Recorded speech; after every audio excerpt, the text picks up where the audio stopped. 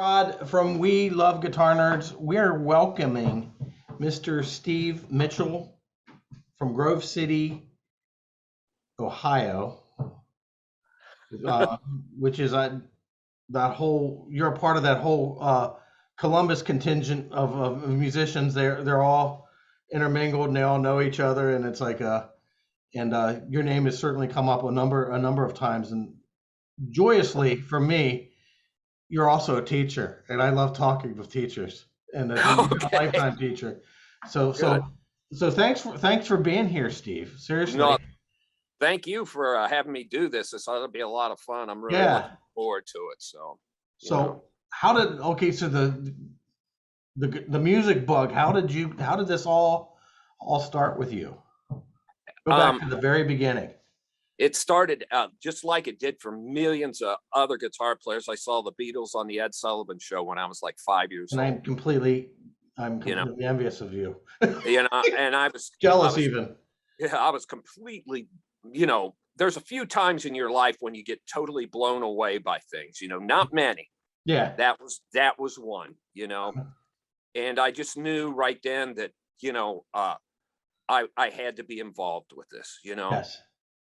My brother, I couldn't remember how old I was, but my brother, who's 4 years older than me, we basically started playing at the same time. He Okay. said I was 6 years old when we started. Okay. So he was You know, he was about 10 years old. yeah, Did you start before the Beatles hit, or was that the reason you started playing? no, that was the reason I started playing. Okay. I can remember riding my bike.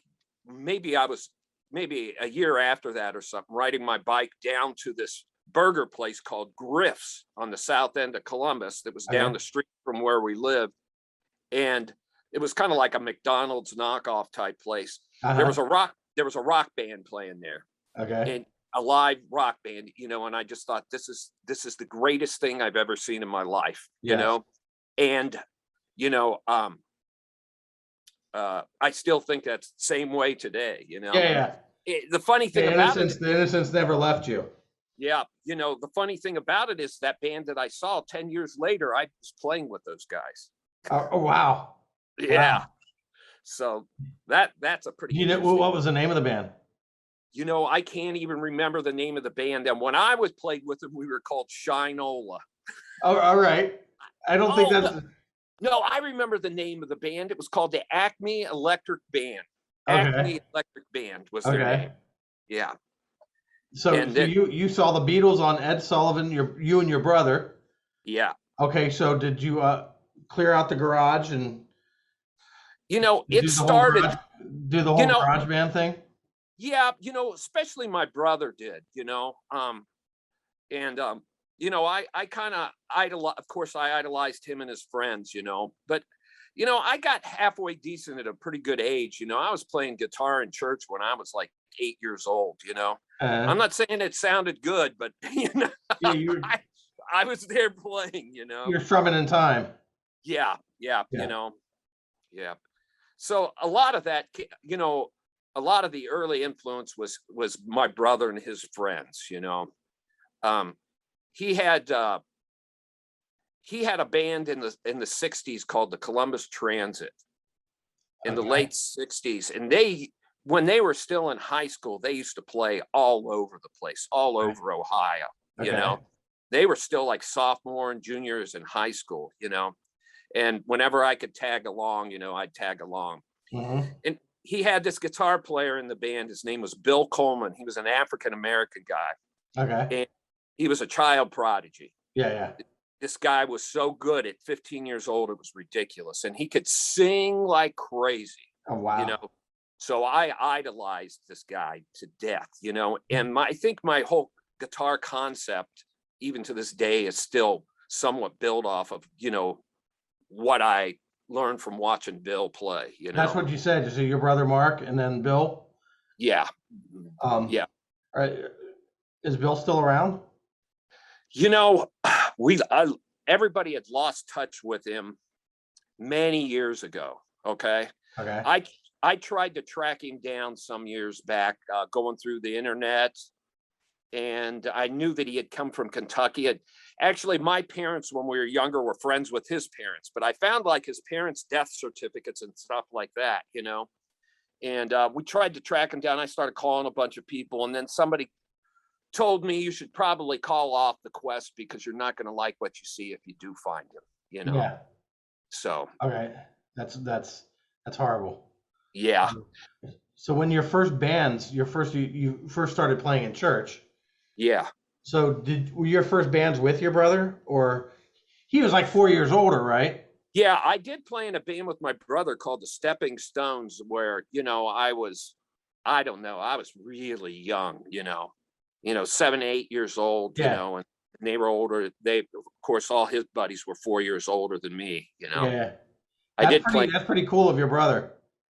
Yeah, Because of course. that's of an age where you're just old enough to not want to hang out with your little brother. Well, that was kind of in on it too, there was definitely some picking on going on. Yeah. That's how you learn to defend yourself. Yeah, you're right, Yeah. So So the Stepping Stones, what I could guess about what kind of music that was. Garage? yeah, it was this is the late 60s, Yeah. maybe even closer to the mid 60s, so we played the hit songs of the time, Uh-huh. I'm Not Your Stepping Stone, the Yeah, Monkey yeah. song. My There you kids go. still, I have bands, I teach Yeah, bands. That's still something that I take out and we rearrange it and we do it and it yeah, still works and yeah. I'm into the garage aesthetic, the garage, 60s garage kind of yeah, like, let's get in the garage and make some noise and find our yeah, own sound. It's not about yeah, downloading tablature for yeah. me. I agree with you 100%. It's bare bones, really playing music. It's Mhm. not like, well, we're going to get this band together, and go play here and get a record deal and Yeah. record this and get a manager. No, it's just you're playing music because you love to play music. Yeah. It's as simple as that. Yeah. Yeah. So when so you had the Stepping Stones. Uh huh. What came next? Gosh, I'm trying to remember. What That's did you such a do through high school? I played in various bands. I remember in the 8th grade at school, me and some guys, I ran into this guy named Joe Hunter, who was a bass player.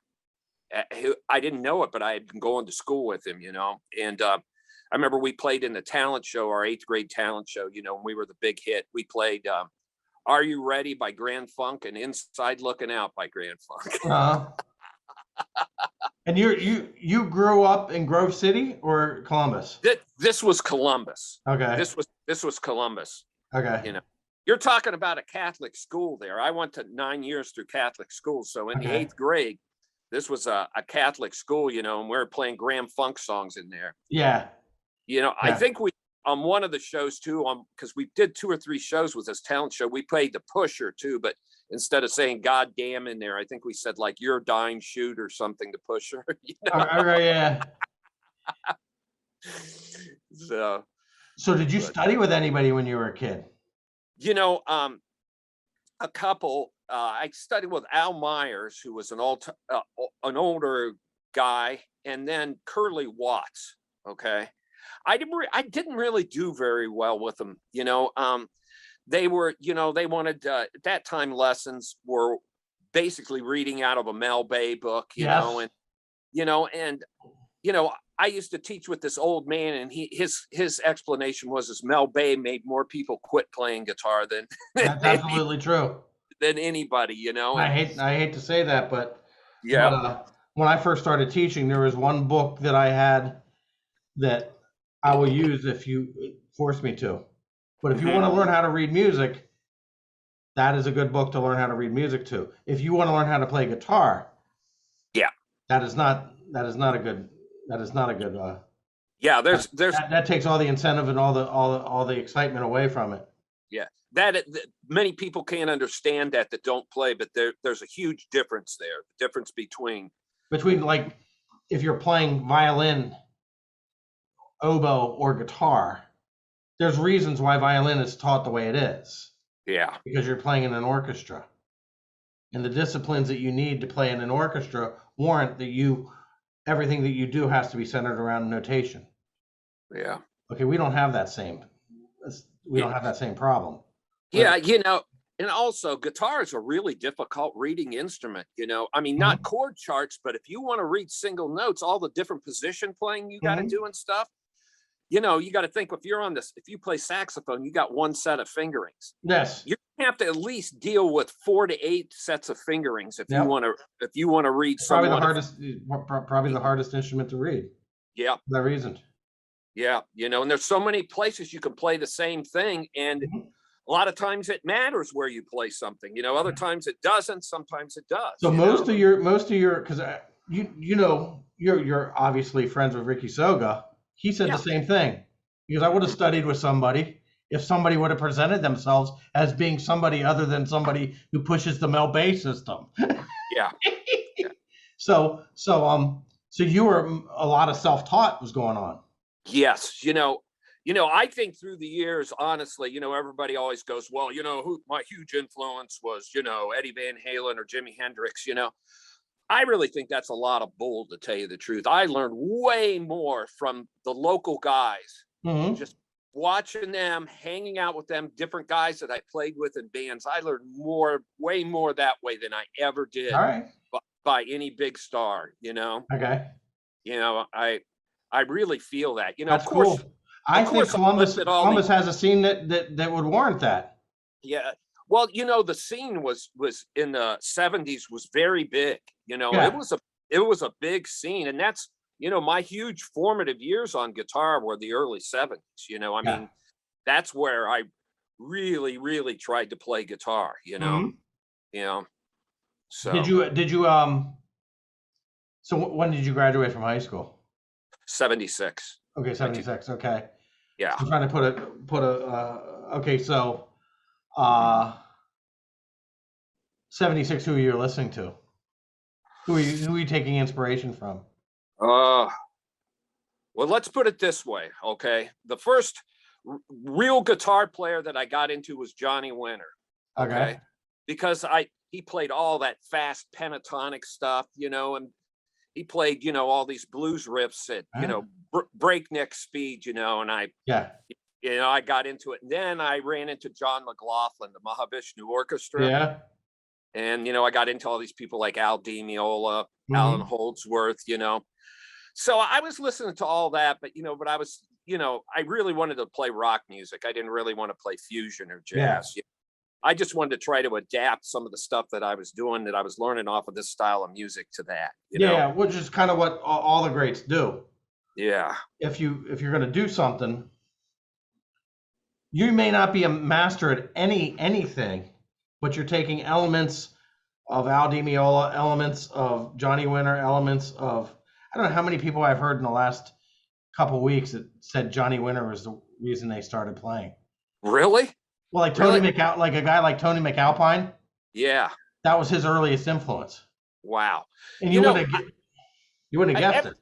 yeah, yeah. Everybody I knew at that time was into Hendrix. Hmm. And I liked Hendrix and everything, but I didn't like all the show and everything. Hmm. I didn't like all the effects and stuff. And Johnny was just pretty much plug straight in and Yeah, turn it up loud and play. yeah, yeah, That's what I really liked. yeah, yeah. So like the Eric Moore kind of approach of things, you just put it right in, throw away your guitar effects. Somewhat. I'm still Yeah, like, I still don't have I don't use a pedal board this day. I got one pedal. I got a rat pedal that I use, and that's it. I yeah. don't I don't use anything else. I control everything with my volume controls on the guitar and the volume and tone Hmm. control, you know. Yep. So So, your first band, some of your first bands, like through high school was like Rebel. Rebel, I think, yes. I think when I was a senior in high school and when I got out of high school, so probably 1974, 1976 was Rebel. Yeah. Okay. And in the band, you know, there were some guys that did very well in Columbus in that band. Greg Hall, the drummer, was later in Black Leather Touch for all those years. Okay. And, you know, and then the bass player, Tom Courtney, who just passed away a couple months ago, you know, he played in Rosie for a short time, and then Okay. he played in Desperately Seeking Fusion. He played with Terry Davidson in the Gears, you know. He was Uh-huh. a, you know, so, you know, 3 out of the 4 of us did pretty good in that band, you know, Yeah. locally after the band, you know, disbanded, you know. Yeah. So mhm. Who was Shakedown? Shakedown was the Stokes brothers, Phil and Rob Stokes. Okay. Shakedown was probably in the 70s, maybe the biggest band in Columbus or close to it, you know. Okay. The Gods had already, when I got in Shakedown, the Gods had already made it on Casablanca Records. So then they were not considered a local band anymore, you Yeah. know. So the big bands were Shakedown, Black Leather Touch, and the Muff Brothers, you Okay. know. And you know, this is a time where, you know, you could play the Agora and, you know, get 600-700 people in there with a local band, you Yeah. know. I mean, That's a scene. yeah, That is a scene. you know, And that's a lot that. of people, what a lot of people don't know about, like the Ohio scene in Pennsylvania, the Gods equivalent is Kicks. Oh, okay. Well, they're a great band. Yeah. Yeah. So we thought they were the greatest thing ever, Yeah. and we thought they were nationwide. We thought they were this, and we thought they were that. They Mhm. were a struggling band. They came to our neck of the woods, and we treated them like the royalty. 'Cause Yeah. so the Gods are that to the Columbus, all throughout Ohio. Probably from that generation, yes. Yes. You know, from that generation, because when I was in Shakedown, Phil Stokes, the bass player, he was basically the leader of the band and he did most of the singing. You know, he was quite a bit older than me. I was 18 and 19 years old when I was in that band, you know. And he was, I think, almost 10 years older than me, and he had already played all over the world because he had played with JD Blackfoot, Mhm. who in the late 60s had a couple hit records, you Yeah. know. And he did a bunch of tours with JD and stuff. I mean, you know, big tours. This is not, Mhm. you know, we're going to play the bar, you So know. what was he? What did he play? Did, He's the bass player. okay, so Durzo replaced him. No, this was in Shakedown now. Okay, They had yeah. In other words, you Durzo was in the Muffs. and Durzo was. he was also in JD Blackfoot, like earlier I didn't know. I didn't know that the first before bass player. Strongbow. I know the first bass player. I think his name was Bud Fowler. I think that was in JD Blackfoot. Okay. I don't know when Phil came in on there, but you Yeah. know, even after JD Blackfoot, Phil played with Pure Prairie League. Yeah. You know, and I mean, So who was wow. Curtis Fuller? Say that again. I'm sorry. Curtis Fuller. Craig Fuller. Craig Fuller. Yes. Craig Fuller. He was in JD Blackfoot too, and he was a big songwriter. And I don't really know his role. He was a guitar player. I don't He's the one really. who wrote Amy. Is he the one that wrote Amy? Yeah. Then Somebody told me that like within the last couple of days yeah. that You he's know, the one that wrote. I know later on he went to be he was Linda Ronstadt's band director in the late 70s. I know that. Okay. He was the band leader. I know that, Yeah. um but yeah, I never knew Craig though. I Okay. never knew him. Yeah. So mhm. Okay. So there's a band. Okay. So then in 1985, you were on with the ground level of Shock 2. Yes. Okay, Yeah. tell me about that band and how that got started with you. You know, I think they were calling me and wanted me and telling me that they were starting a band, you know. And I was real leery about it. I think Joey C. Jones told them that they needed to get a hold of me because I had played in a band with Joey in the early 70s the early 80s around here called Babyface. Okay. Okay. And so I think Joey told him that they needed to get me in the band. And so they kept calling me, and I kind of kept putting them off, you know. And then I saw them open for Sweet Savage, and they were just really good. And I thought they had it, you know. Yeah. And so then I approached them and said, you guys still interested in having me play, you know? And they said yes, you know. And I remember the first rehearsal that I went to with them, you know, there was like 10 inches of snow on the ground. And I had to drive to the other side of town Yeah. to get Yeah. to the rehearsal. But, you know, in those days, you didn't give a crap about that stuff, you know? Yeah. Yeah. Yeah. Yeah. You know, Yeah. So Babyface, you and Babyface. Joey, Yeah. Yeah. I was you a and Joey. baby. Tell me about Joey. The first time I met Joey, I was on jury duty downtown, and I went into a restaurant on lunch, and this guy just, you know, Joey, man, he can charisma out the butt, you know, and Yeah. he can just talk and talk. He just starts going, "Hey, Steven," and I didn't know who he was or anything. And him and Rick Sogro were downtown going to barber college. Okay. And so, you know, that's the first time I met Joey right there. And I think How Joey did he know you? he had seen me play in another band called Saint Blaze. Okay. Okay. You know, when you got these bands, you know, there was loads of small little bands in between, you know. Yeah, I was gonna say because your resume is like you did nothing from 1980 to 85. But No, I was constantly doing something, yeah, you know, yeah, constantly. There was, you know, I played in a band in that time called The Streets too, which had Lane Sheridan on bass yeah. Okay. from Sweet Savage, Yeah. you know, and you know, but and Joey, I think, started cutting my hair is what he started doing. I think Okay. he started giving me haircuts and dyeing my hair.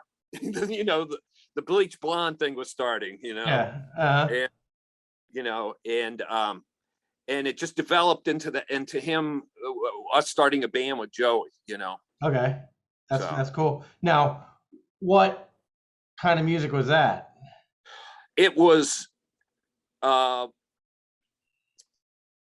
it was, you know, pre-hair band type stuff. Okay. You know, maybe some I remember us doing Scorpions, you know, Okay. early Motley Crue stuff like Live Wire, Yeah. you know, The reason I asked this is because I think Joey said something to the effect that the first time he met Lane, and it might have just been Lane, but he was doing Rush on bass. yeah. I think that, you know, because they went to school in Athens together. Okay. They were old Athens buddies, you Yeah, know, and and Chris was the younger brother. yeah, and he, you know, Chris, when I first met Chris, he was just starting to play guitar, you know, he just knew like a C and a G chord out of Yeah. first position, Uh-huh. you know, and then, you know, and then it really kind of took off from there, you know, Yeah. but yeah, but I, you know, I knew, I can't remember how he ran into Lane, Yeah. but I think he approached me and John Rao about playing, Uh-huh. I think is what he did, you know, Yeah. so. We need to see pictures of that band or any of Oh, these bands. oh, I got him, buddy. I Yeah. got him. I Yes. got him. Because this is history. It's Yeah. yeah, Yeah. But Joey I like. He's one of the good ones in my world. yeah, And Joey, you know, he's such a likable character, yeah. and he really had a tough, you know, childhood and I stuff, yeah. and he was really a street kid, him and his brother Benny used to hang out all, those two were inseparable. Factory kids. Yeah. Yeah. But we used to do I got some great stuff with Joey and Babyface. We there was two clubs one in Lancaster and one in Springfield. The one in Lancaster was called the Charlie Horse, okay? Okay. And the one in Lancaster was called the Charlie Star. And these were enormous clubs. These were the two largest bars in the world. They were bigger than Gillies in Texas, okay? Uh-huh. And what they would do is they would bring in national country acts like Johnny Cash, George Jones, and they had two sides to the place. and they had a smaller side, and they would have a rock band play before the country act would play. Yeah. And then when they were done, the rock band would play again, and then the country act would do a second show, and then the rock band would play again. And I did a couple of those shows with Joey. We did George Jones, David Allan Coe, and we did at the Charlie Star in Springfield, we did Jerry Reed and Boxcar Willie. Oh my God. Yeah. Yeah. Yeah. These are stories that need to be told, because Yeah. my thing as a musician is always, it's all about the mix. It's what you surround yourself with, and drawing from different experiences and different influences. It was unbelievable what would go on at these shows. You know, it was unbelievable when they would get done. Like usually the first set before the big show, there would be a few people in there, but not that many. But then after the first show let out, these people, we would be playing stuff. I remember with Joey, Babyface, we were doing Over the Mountain by Ozzy. Okay. And I remember they're out there square dancing to Over the Mountain. Okay. You know, and they were all out there in their cowboy hats and everything, out there dancing like crazy. It was the weirdest thing you ever want to see in your life. You know, it was so bizarre. But we did a bunch of those with them. Even I did some of them with other bands too through the years. You know, but what a weird experience. You know, you're one of the. I say this not. I was gonna say you're one of the strange ones that have had gigs consistently through, like, maybe not the you did gigs in the 60s, you did playing in the 60s, but from the 70s on, you never stopped. No, I never stopped at all. You're like you're consummate journeyman. There's nothing that anybody can throw by you, because you were there when it came. You were I think, in this interview, that's one of probably my huge values, is that I value to your interview is that I was around through all this stuff, from the beginning. You weren't just an 80s metal dude.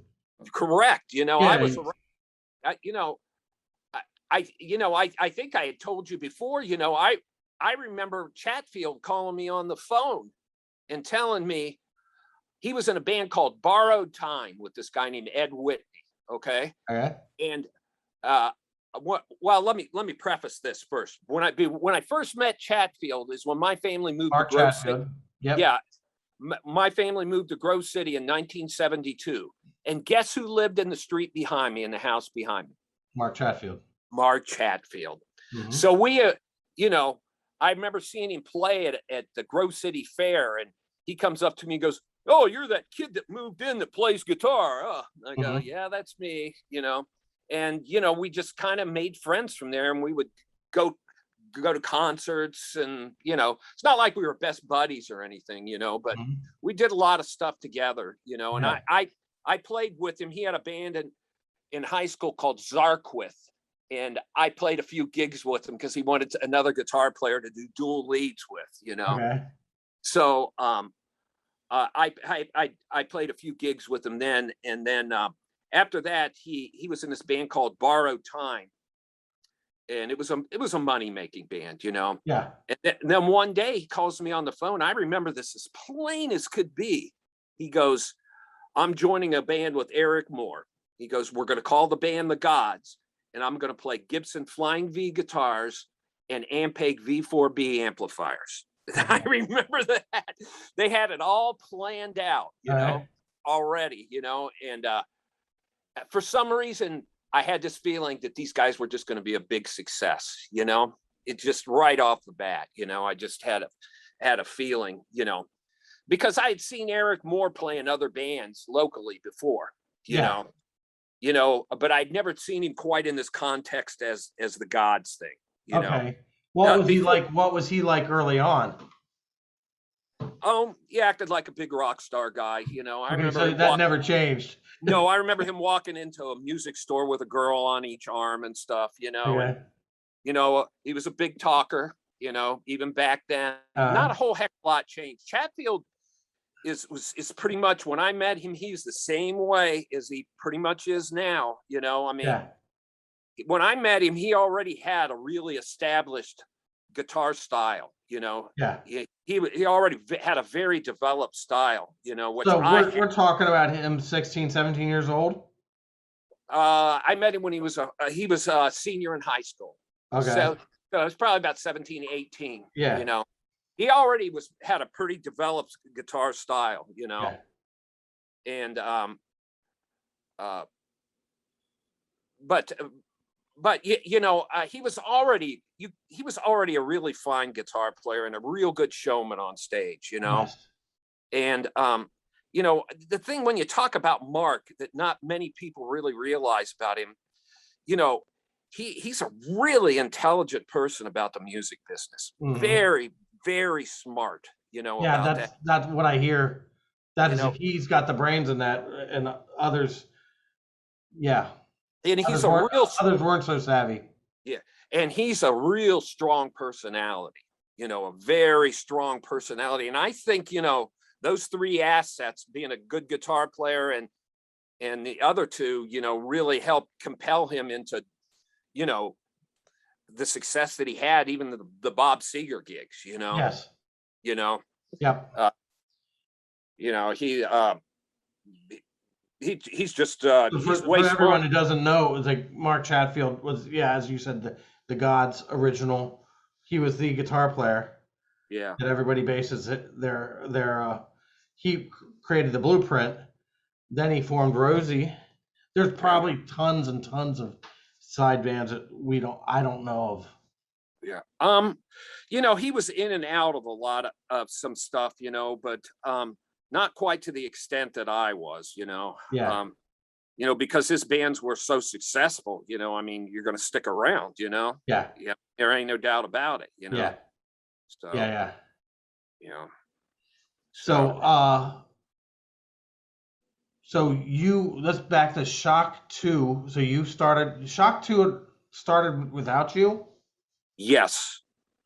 They formed Yeah, without you, and then Joey said from the very early on that you should be a part of that, and I think Joey told them. I'm not 100% sure, but you have to remember when we started Shock 2, Danny Boyd, the drummer, had some experience playing, but everybody else was pretty inexperienced in the band. Rick had not played out very much before. Mhm. Todd Barry, he was a very good bass player, but he didn't have much experience, and neither did Tommy. So I think Joey told me, Tommy Janikis. yes, Okay. and I think I thought that maybe because Rick and Joey were good friends from barber school, that that maybe Joey told Rick, I think you should try to get Mitchell in the band, for experience purposes and for other reasons too, hopefully. Yeah. Yeah. But in the early days of Shock 2, all of us were pretty focused on, kind of knew where we were going, Yeah. with the band. But I think Rick was the one that had the real true vision of the whole thing. Uh-huh. I really do. He, I think he understood that scene at that time very well, Mhm. and I think, he really had a really good vision of how it all should go together. And even though he didn't have a lot of experience at the time, he did a super good job of it, Yeah. Which is wonderful. Yeah, and he kept that band going for a lot of years after Yeah. I was gone, Yeah. and So and some of the time frame things that early period Shock 2, somewhere along the line, he gets an opportunity to play guitar for the Gods, mhm. and that caused a rift, I guess. you Or know, I'm trying to remember really real well, what ended up happening, but the best thing that I can explain about the Shock 2 thing is that Shock 2 was the band of exactly what you hear when you talk about the partying rock and roll scene. Partying.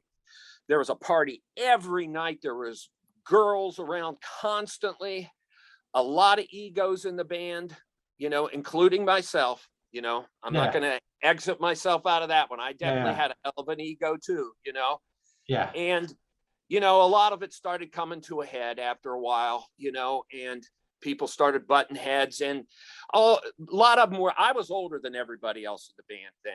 You know, Yeah. I think I was like 27, 26, 27, 28. Most of them were like 21, 22, you Yeah. know. So, you know, none of us knew how to resolve problems. You know, we were young kids and we thought we were badasses. You know Yeah. what I mean? You know, we didn't know how to resolve problems or anything. Yeah. You know, I look back on, you know, yeah. So I think, you know, I had contemplating doing something else too, but I think when Rick told me, I remember Rick calling me and telling me he was joining the Gods, you know, but he wanted to keep Shock 2 together too. And I remember I didn't like that too well. And I think that's when I made my final exit, I think. Okay. Yeah. I, Now, my feeling, and I think I told you this before, that is like college. That has to be you a know, Rick. yeah. Yeah. Well, He you would have got been to, he would have been a fool not to do that. yeah. But you got to remember though, that there's so many versions of the Gods out there that I it's know, ridiculous. I know. Ridiculous. Basically, it's Eric Moore and whoever he brings together. Yeah, you know, some of them were good and some of them weren't. You know, I Yeah. mean, the of course the one with Rick and Danny Boyd and Chatfield and Eric was good. Yeah. They're definitely a very good band, but there were some versions of the Gods that really Yeah. wasn't. Yeah. You know, that you would just kind of go, oh, you They know, missed the mark. Yep. yep, you know. So Ricky played with Chatfield for a time in that. Yes, I don't know how long. It didn't last long though. It Yeah. didn't last long. You know, I know they went to L.A. and did some playing and stuff, and I think that's when things really started falling apart. I Mhm. think. I know their idea was just to go there for a couple months. I think a few Yeah. months and see what's going on and see if what they could get going out there. And I know that's when Danny Boyd left. I know. Okay. You know, there's all kinds of stories why, you know, Danny told me stuff, but I don't, that's one side too. You know, it's not like Okay. I don't believe Danny, you know, but Yep. you know, so So tell me, okay, so tell me about the Sugar Shack. We're talking about venues that yeah, were like in your growth as a musician in the area. The Sugar Shack in the '70s was a very, very important place for you. yeah, it was And for everybody, and a lot of people. every, everybody. You know what the Al Rosa was to everybody in the 80s? That's what the Sugar Shack was to everybody in the 70s. Yeah. That's where the rock scene happened. Yeah. The Sugar Shack had bands every night except for Monday night. They had bands. And it was almost kind of like if you played in a band, didn't matter how good, as long as you were at a somewhat of a professional level, you played at the Sugar Shack. It's just the good bands played on the good nights. They played the weekend nights, Yeah. and then the other bands, you know, the, usually Sunday was the night where they tried out new bands and stuff, Yeah. but yeah, the Sugar Shack was a great, great Do you place. know the people who are involved with that? Do you remember who they were? Uh, I'm trying to think of the name of the guy that owned the place. Oh, I can't. I think they went through a couple different owners, but I can't remember the name. Because But Arosa is like very like Riccatella. yeah, He made a stamp for the '80s and rock music, even though yeah. they started in '74 on a much Um, Rebel was the second band that ever played at the Al Rosa. okay. When I was in Rebel, we were the second band that ever played there. Okay, and it was much smaller than It was much smaller, and they had this small little stage in the corner. yeah. And the people that come in hated us because they were like truck drivers and stuff, and they wanted to hear country music, Mhm.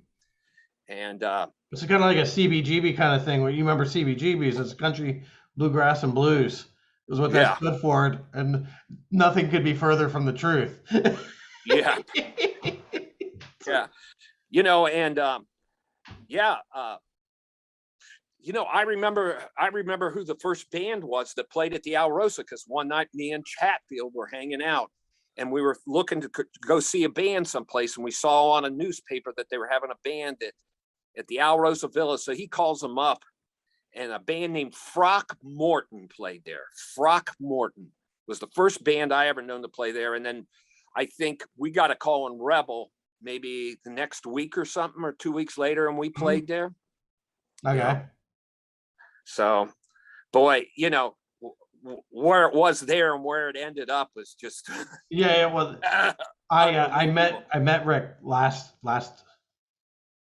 weekend for the first time, and it's like the fact that you've had on this whole community is like I can't even tell you. Yeah. You can't even imagine places like the Sugar Shack and El Rosa, had they not been around, there would not be the music scene. The Sugar Shack actually in the 60s had a lot of famous bands there. I mean, they had like Little Richard played at the Sugar Shack. Mm-hmm. You said the Ramones played at the Sugar Shack. Yeah, the Rebel opened up for the Ramones. Okay, well, that's some rock star. That's some rock star stuff right there. Yeah, I got cool points. This is my best story right here. Okay, I don't have anything better than this one, Rod. Yeah. Okay. When we started the band Rebel, we wanted to play at the Sugar Shack because that was the happening place. Okay. Yeah. So in order to play at the Sugar Shack, you had to go through this guy named Jeff Farian. He was the booking agent. Okay. Jeff Farian maybe had 20, 25 bands at the time. We were at his bottom of his list. We were probably his suckiest band. He would send us to Logan, Ohio for 3 nights for $250, but we thought we were happening, but you got to understand, we were young kids, me and the other guitar player had just graduated high school, and 2 of the guys were still in high school, Yeah. Well, anyways, we get a call from Jeff Farian one night and says, we're bringing the Ramones into the Sugar Shack. You guys want to open up, and we said, sure, sure. So they tell us, to show up there about 5 o'clock for sound check, and when we pull up, there's a line going clear around the block waiting to get in, when we go in, the Ramones are doing their sound check, and of course, after they got done, of course, we didn't get a sound check, Yeah. Well, anyways, we went up and started playing. You got to remember, this is the start of that punk era stuff, Yeah. The real punk era, not this bullshit they call punk now. Yeah. I just went through this discussion with somebody earlier today. Yeah. Well, we went on stage, and when we got on, they started booing and throwing stuff at us, and there was a balcony behind us, and all these punks were spitting on us and everything. Yeah. They had to put security guards at the edge of the stage so that the punks wouldn't come up and attack us and stuff. It was, we thought it was a huge disaster, and, which actually probably wasn't. No, I'll show you here at the end of the story. It was not, but there was other stuff that went on too. I remember, when we got done, I went to go off the stage, and they had to have union help there because it was national bands coming in, one of the union guys yells at me to get back up on stage, and get my shit off, and I think Greg Hall jumped down off of the drums with a piece of hardware and was going to hit him with it. Yeah. Punk rock. Yeah.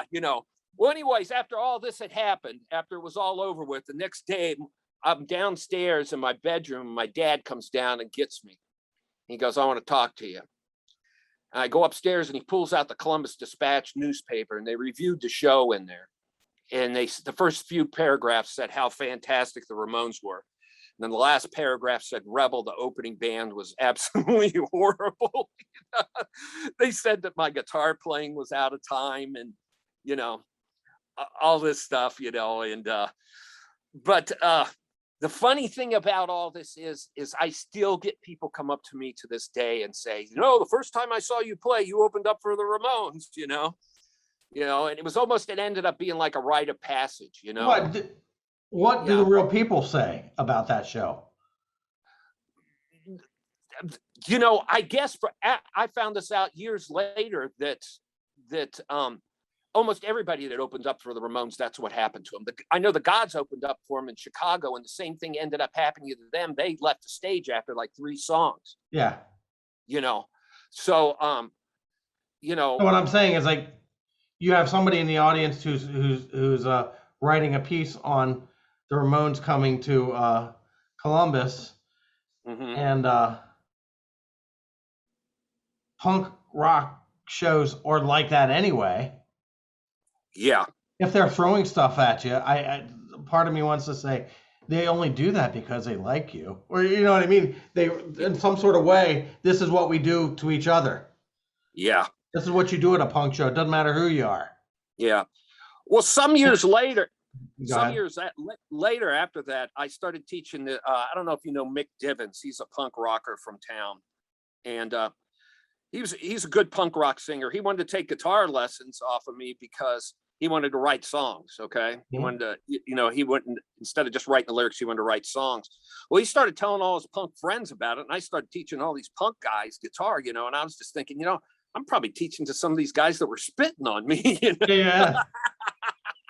But the other part of this is you probably, because you opened up for the Ramones, you got cool points. Yeah. Just like I said, it was almost like a rite of passage. Yeah. People look back on it now like it was a fantastic thing. At the time I didn't think it was, but yeah, So I'm looking at this and I'm like, okay, so Rebel, you have Essential Recordings, Rebel at the Ohio State Fair. yeah, This is what everybody has to look up for a. well, they can't look it up. It was a thing where we made our own recordings and passed it out. You know what I mean? So it's Okay, not gotcha. like it's not A like bootleg. anything. I don't know if you would consider it essential recordings, but Well, I think it is essential. I'm an but archivist, in case you haven't. I archive things. but Yeah. You still have we had recordings of it? someplace I do. Yeah, Okay. someplace. Yeah, Greg Hall just gave me a copy of it maybe about a year and a half ago, 2 years ago, I think, because I didn't have a copy. Was it on CD or cassette? Cassette. Of course. Yeah. Okay, the Shakedown Live at the Agora. Pretty close to the same type of thing. Okay. Pretty close to the same type of thing, So. Okay, so who are the famous, the fabulous Martini brothers? Okay, the fabulous Martini brothers was me, Tommy Janicas from Shock 2. Shock 2, Danny Boyd from Shock 2. Gil Graham, I don't know if you remember Gil. I interviewed Gil. Okay, Gil was and Randy Goins. Okay, and what ended up happening here? This was the early 2000s. Tommy Janicas had contacted me and Danny Boyd about playing on a couple songs that he wanted to record. Okay, and so it started out being a couple songs, and then it turned it into 4 or 5 songs, then it turned into a whole CD, and then it turned into an album.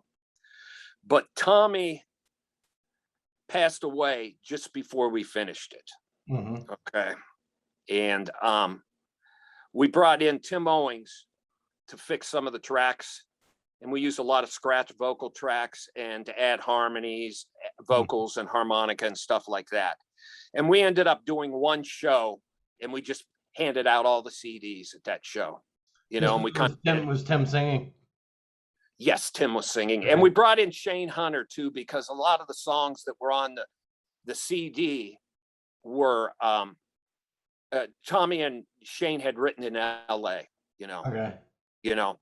It's really a sad story about Tommy, because him and I used to, when we were doing this Martini Brothers thing, we both found out that both of us kind of had this guilty pleasure for traditional country music and roots music. Yes. And so we used to sit around and listen to old blues and 50s country and stuff like that all the time, and try to take the drum beats and try to write songs with it, especially on the old rock and roll stuff.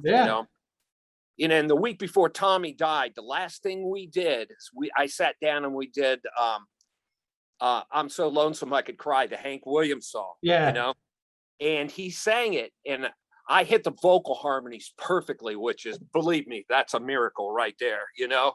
And it was just like one of these absolute magical moments. At the end of it, we just looked at each other and went, wow, I don't ever think I can do it that good again, Yeah. you Yeah. know. And then a week later Tommy was gone, you know. So Yeah. yeah, it's a real shame, but What was he like?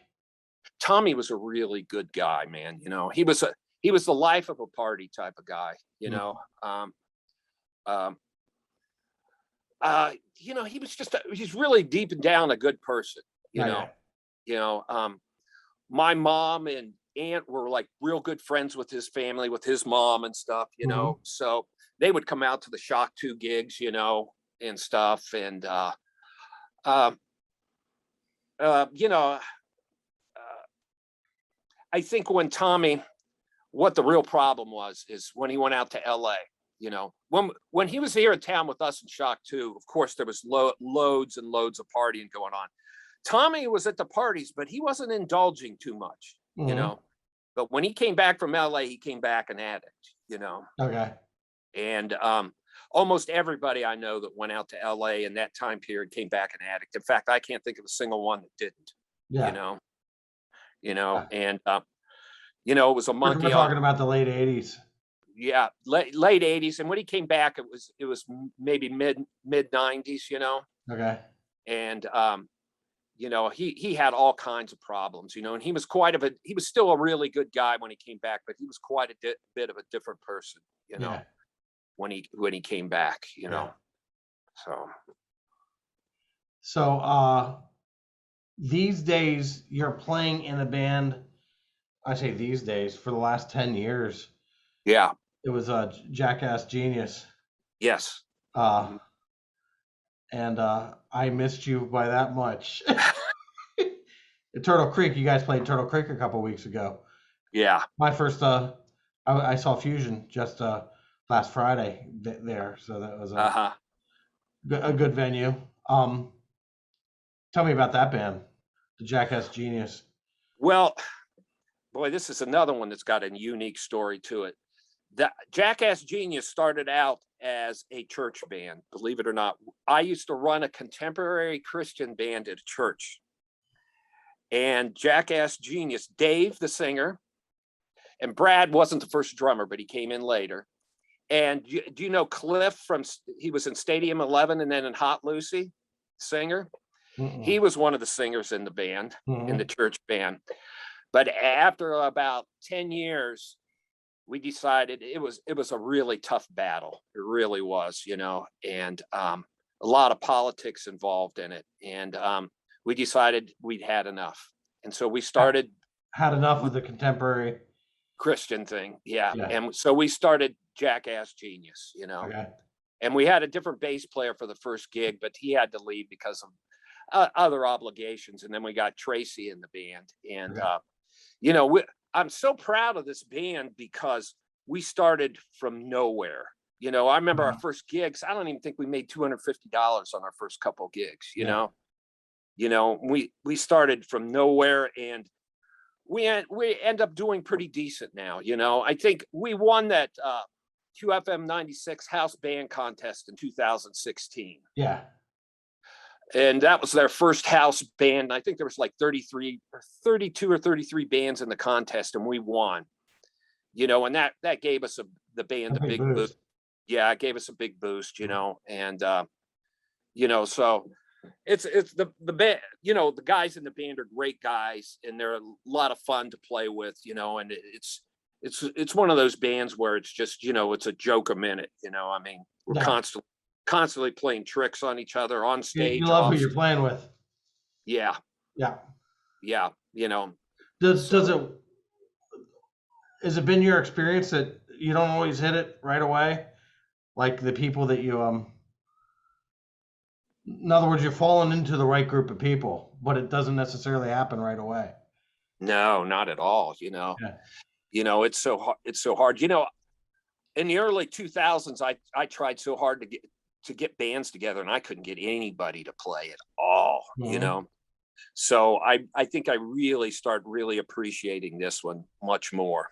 You Mhm. know, What kind of stuff do you do? we play classic rock stuff. You know, Yeah. we're a classic rock band. We do everything from Billy Idol, you know, to some 70s stuff, you know, even a REO Speedwagon, Motley Crue, you know, you pretty much name it. We even do a couple country tunes. We even do some Johnny Cash stuff, you know, and Yeah. you know, but yeah, you know, it's like I said, it's I'm just really, really proud of this band, you know, That's wonderful. because we came from nowhere. I mean, you Yeah. know, and you know, we build it to the point where it is now. Not like we're huge or anything, but we're doing pretty decent, you know. Yeah. That's Yeah, wonderful. you That's know, wonderful. you know, like last Saturday we traveled to Alliance, Ohio, and we played an outdoor show there, you know, with 4 other bands, and we were the headliner. I don't know why we were the headliner, but we were. Oh, yeah, well, you got this is since what? Since 2010? Yeah, I think from Hopefully people, I don't know. yeah. At what's the time frame when people start respecting you? Like if you've been around for a while, for 2010 to 2021, most bands Yeah, don't see outside of 2 years. yeah, you're right. You're Yeah. right. You know, Yeah, if you're entertaining people and if you treat people right and people come to see you uh and you create the vibe, yeah. you deserve all the good stuff that comes from that. Well, what happened with Jackass Genius? You know, in the beginning we were just, I don't know, just a straight rock band, you know. Hmm. But we started doing all this ridiculous stuff, making fun of each other on stage, throwing jokes at each other on stage, and Hmm. all at once it started working, you Yes, know. And you know, we'd pull all I had this discussion with Rick Cotella that you're just having the time of your life, and the more you have the time of your life, the better things got because it was fun for everybody. yeah, And yep, it's like certainly he's got a brain about it, but it's like he did he, his business was that was what he did with like with the radio ads and all that kind of business. That yeah, yeah. but You know, you let go, you cut the rope, and you stop trying to be somebody you're not, and have a good time with it, and then that's infectious. yeah, we started, you know, just doing all the stuff that we did at band practice, making fun of each other and everything. We started doing it on stage and making up stories about each other, ridiculous stories, Yeah, and it started working, you know. And so we just said, well, maybe we should do a little bit more of this, you know. yeah. And this is coming from a contemporary Christian. that uh, you- well, you know, I know it's kind of hard to believe, you That's know. fun though. That's fun. And you're You doing know, stuff with your brother. yeah, we got the Mitchell Project, which has been together for, you know, almost 10 years. Uh-huh. It was most of the time it was a blues band. It started out being a blues band. We played blues stuff, you know, Hmm. and uh, but it was a good What does your time. brother play? He's a bass player. Okay. Uh, he plays a little bit of guitar too. He started out on guitar and then switched to bass, you know. Okay. So, but you know, he stopped playing when he got married in 1976, Okay. and then You graduated from high school. yeah, and then sometime in the 90s, he calls me on the phone and goes, "Guess what I just did?" I go, "What's that?" He goes, "I just bought a bass." And it was on from there, you know. Yeah. Every day he was calling me up, going, "Do you remember how to play this song? Do you remember this one?" You know, I Yeah. just went to music go around. Is this a good deal? You know, what do you Yeah. think? You know, Yeah. you know. So it was kind of on from there, you know. I almost bought a Paul Stanley ukulele at Music Around. Oh, really? So so Do you have so to give? Do you go give ahead. uke lessons too? Do you have I to give do. uke? Yeah, I do. I've done it too. I've done it Yeah. too. So I've been playing mandolin for 20 years. Nobody cares, but uke is a hot. It was a yeah, hot thing for a while. yeah. Let's There was a talk about, and then you're also one of the ones that I'm. You're my kin. You're my blood. you're a teacher, Yeah. and you take it seriously. You've done this for what, since '87? I've done it from February of '87. It was a full-time job for me, you Okay. know. But even before then, when I was like even in the seventh and eighth grade, I used to give, kids at school guitar lessons for like $1.50. Same They want to, here. they would I was the guy. want, I was the guy on the block who knew all the Motley Crue songs. So yeah, there you go. There you go. Except I was, a generation before that, yeah, yeah, I was showing them Steppenwolf songs and yeah, stuff. yeah, yeah, You know? yeah. You're like Yeah. my older brother. Yeah. If my older brother played guitar, which he didn't, but so you started teaching. You started teaching in '87, and you've been. Yes. This has been your main. This has been your main source of income since then. Yes, it has. Yeah. Yes, it has. Uh-huh. So I've been really fortunate to keep the business going all this yeah. time.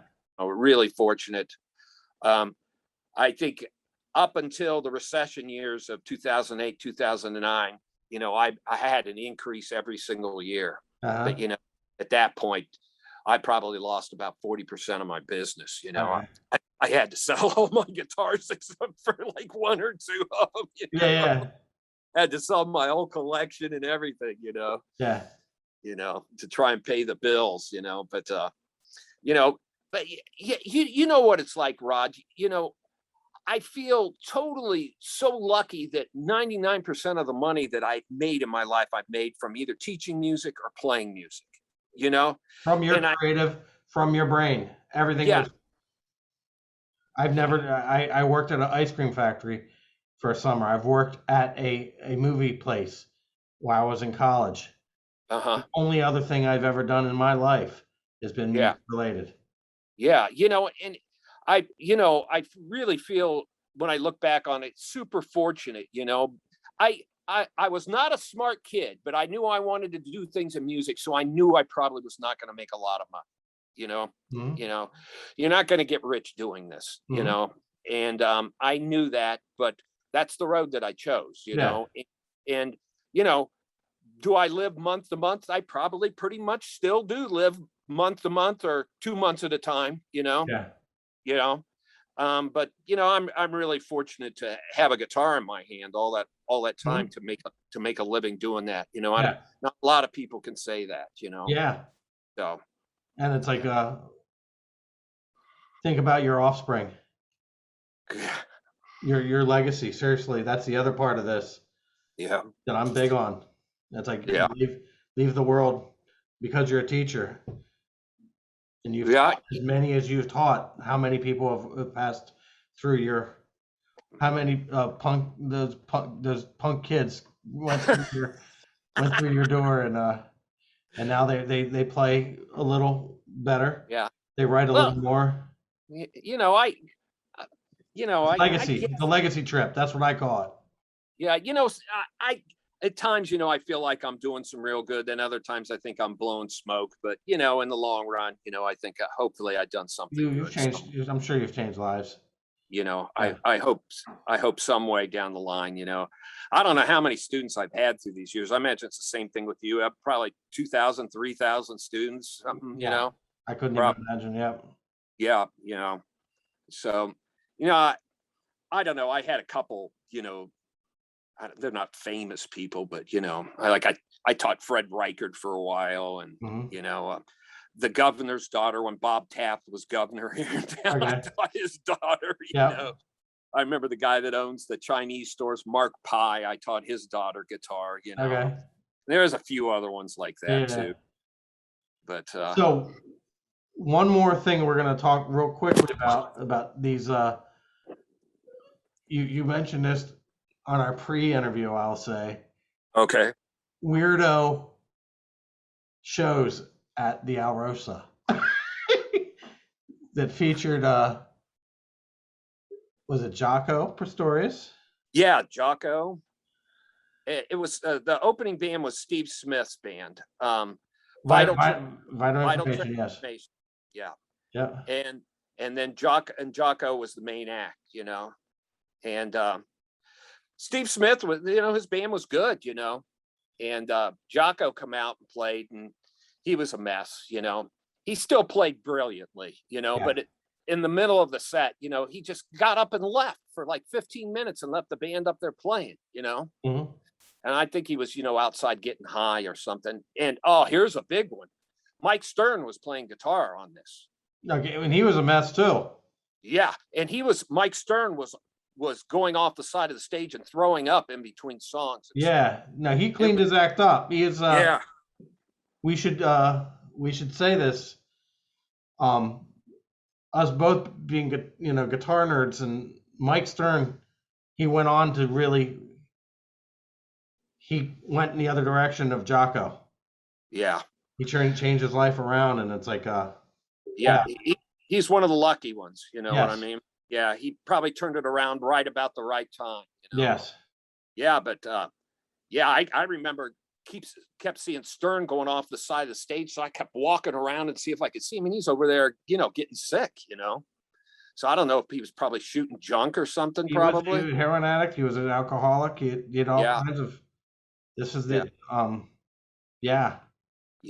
And the Then first pictures I've seen of Jocko, before I knew who Jocko was, before I knew what a junkie was, I knew he was what he was. yeah, It was Guitar Player magazine. It was Guitar World magazine. Jocko was on the cover, mm-hmm. and he looked like a homeless, Yeah, destitute, cut his hair off horribly. His eyes were all yeah. and then, You know- so- I remember I went in the Alrosa when they were doing sound check, and Jocko had this. He would lay down a bass line, and he had like an old Echoplex recording thing, Mhm. and then he would play over the top of it. He'd Yep. improvise over the top of it. Well, he laid down this line and turned his amp up all the way, and wouldn't let people turn it off during sound check. So this went on for like a half hour. Yeah. He was ill. He was not well. Yeah. Not well. Yeah. Ronnie Montrose. Yeah, I saw Ronnie Montrose and Alan Holdsworth there on the same bill. Isn't that unbelievable? Yeah. No, Unbelievable. okay, and then there's the Van Halen. I saw at Vets Memorial, there was a double bill with Montrose and Montrose and Journey. And the opening band was this unknown band that I'd never heard of before called Van Halen. Yeah. Yeah. And he featured I thought Eddie Van Halen, stupidly talented Eddie Yeah, Van Halen. I try to think back to what I thought of him at the time, and I thought this guy's really good, but I had no idea that he was going to Do what he did. revolutionize guitar playing. Yeah. I had no idea, I thought the whole band was really good, I mean, they did their job because I went out and bought their album the next day. Yeah. So they did their job, Yeah. Probably only a third of the audience even paid attention to him, That's bizarre. Yeah, you would think Van Halen, I read in this Van Halen book where they the book was about before they made it big. Okay. I think I have that book. Yeah, and they talked about Rising something or yeah, they Van talked Halen about Rising. this. They talked about this tour, and they acted like Van Halen stole the show. Let me tell you, not at all. Not in the least bit. Yeah. They were treated just like every opening band is. Yep. Hardly nobody paid any attention to them. I remember when they first came out, they started with Running with the Devil because the bass guitar went boom, boom, boom, and the PA just was farting and everything. It sounded horrible, Yeah. You could tell they didn't get any sound check, Yeah. The song that I remember the most that they did was Ain't Talking About Love, because I remember him arpeggiating that A minor, F, and G chord, and I thought it was really clever, You know what's funny about that is he considered that kind of like punk rock. Eddie thought that song was punk rock Did he really? because it was like two chords. Yeah. Okay, that's when he writes punk rock, that's what it looks like. Yeah. Nothing like punk, but yes. Yeah, I couldn't believe it. I couldn't believe it. That was it. We were discussing. We had Ansley Dunbar was playing with Journey. playing with Journey. Yeah. Uh, Steve Smith was playing drums with Montrose at the time. Okay. And they were a complete instrumental band at that time. Yeah. They were a complete instrumental. They were the best band of the night, Montrose was. Okay. I'll say that right now. They got the best response of the night, too, even though they played instrumentals the whole time. Yeah. Yeah. Journey wasn't that far into Steve Perry, right? No. That album with Steve Perry, well, they had done 3 previous records before Steve Perry came in the band. And this was the first record that they had done when it had all that stuff like lights on it. And yeah. And Infinity. You know, and I remember seeing Steve Perry come strutting out on stage, and I thought he looked like he was uncomfortable out there, So it didn't look like he had a lot of experience yet, Yeah. He sang very well, but he looked uncomfortable on stage, and that, You got his sea legs though. That's how you go through it. Yeah, it's kind of like college. Trial by fire. Yep, you got it, man. Yeah. I try to tell that to everybody about bands, it's going, these bands in town and everything, and these players, most of these guys did not start out on the top. They had to build their way up and gain respect through the years. And sometimes that took a long time for a lot of people to do this, it wasn't like, I know, when I first started out, that the older players were out there making fun of us and everything, and laughing at us and everything else too, but we just started elevating up the ladder, and that's just how things work, Yeah. And don't quit. Never quit.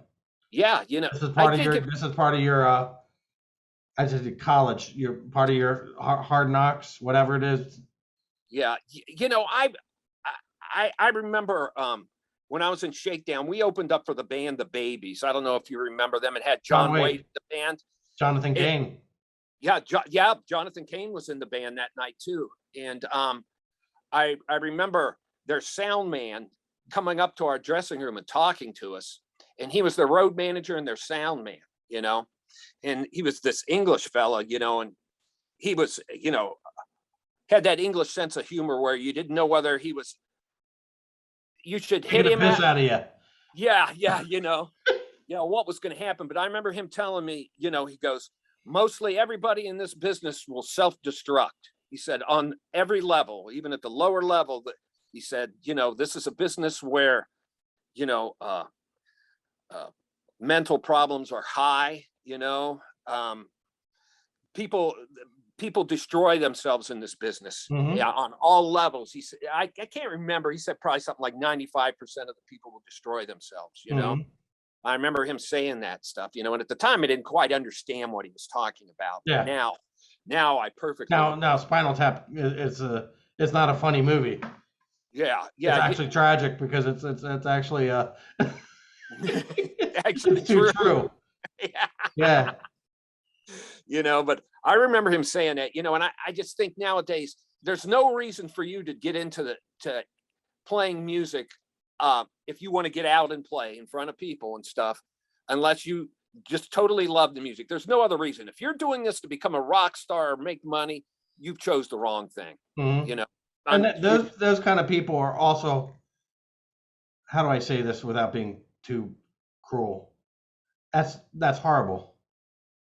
Yeah. There are people who are in it for the wrong reasons, just to be a star. Yeah.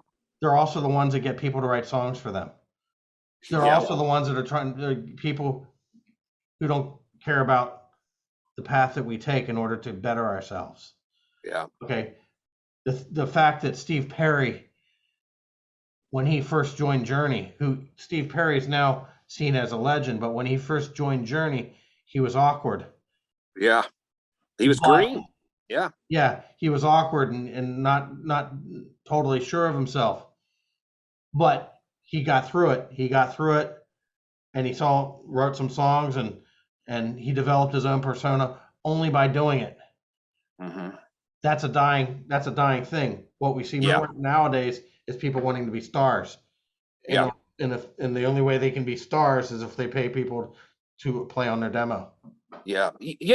I think there's becoming, in the last 20 years, there there's becoming an enormous difference between somebody that's a star and somebody that's a musician. There always was a difference, but now the difference is outrageous. Mhm.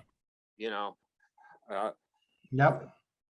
yeah. I just think that the lines are just so far apart right now that it's totally Yes, ridiculous. I hope to inspire those who, you can be an entertainer. I have no problems with entertaining people. I think you should be Yeah, an entertainer, but do it for the right reasons.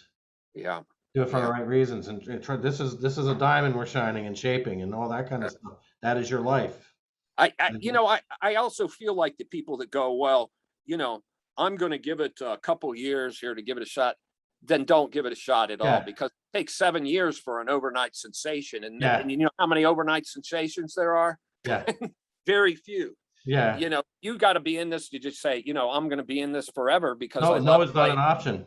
Yeah, yep. It's just this is just what I do, Yes, and I have to do this, yes, you know. yes. It is you. Well, It was thank just, you, yeah. thank you, Steve. Hey, no There problem, may be Ron. a there may be a part two to this. Okay. All Because right. we talk guitar education, and next time we go deep into guitar education. But thank you so much for this. And I know, yeah, you filled in a lot of stuff that, as I said, from a lot of different places. Yeah. Like You know, if I know a lot of the timeline of these bands going through the uh, year, so if you ever have any questions about yeah, I when, said I this is not going remember to be most of it. this will not be the last time we talk. Okay. Yeah. All right. But thank you, thank you. And Well, we love thank you guitar so nerds. much, Bobby. Check us out at We Love Guitar Nerds, um and Virtual Academy on YouTube. So Okay. and those who are watching this, please, I don't want to say smack the button and help us out, but share this. Share this with 50 of your closest friends. Mhm. Okay, because this is good stuff. And it's all over America, I'm sure. Every town has stuff that we're talking about, and it's good stuff. So anyway, thank you so much, Okay, and ma'am. we will be in touch, and we will have we'll go for round two then some other time. All Okay. right. Sounds good. Thank you, Rod. Alrighty. Thanks so much. Uh-huh. Bye-bye. Bye.